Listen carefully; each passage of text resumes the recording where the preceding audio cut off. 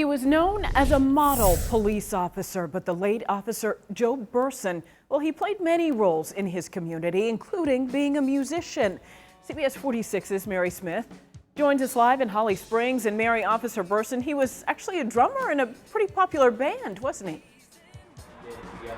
We've also learned that Burson's funeral will be at a church about 15 minutes from here up the road. Now we're learning more about his personal life. Like you said, he was also a talented musician outside of his time here as an officer. You can see a growing memorial here. Now we actually spoke with his fellow musicians today and a part of that band. This is Joe Burson lighting up the stage with his talent. He was a member of Rusted Soul for several years. He called and said he wanted to audition for us, and he came one time, that was it, and just blew it away. And we knew right then and there he was the one. And he was a true natural.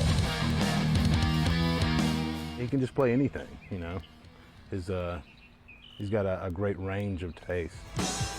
He could play with speed, he could play with passion, he could make you really feel what he was playing if you wanted him to. But for a year, his bandmates tell us he traded in his drumsticks for blue lights, training, then joining the Holly Springs police force. Before once again hitting the stage. He came back and it was like he never left. Burson died in the line of duty this week.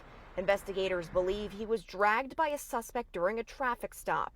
They say he fired back at the suspect. Both of them died. The last time we all saw him, we all got to hug him and tell him we loved him and told him to be careful. The band says it won't be the same without Burson, and they plan to honor him with every note they pick.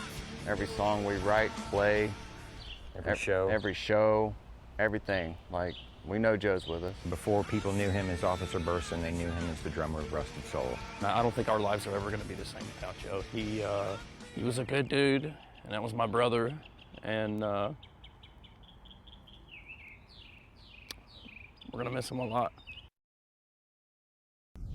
At Barrett Park, we do plan to have a crew there as well. I believe, unfortunately, we had a little technical difficulty there. There is a vigil from 8 to 9 tonight. Again, that is at Barrett Park.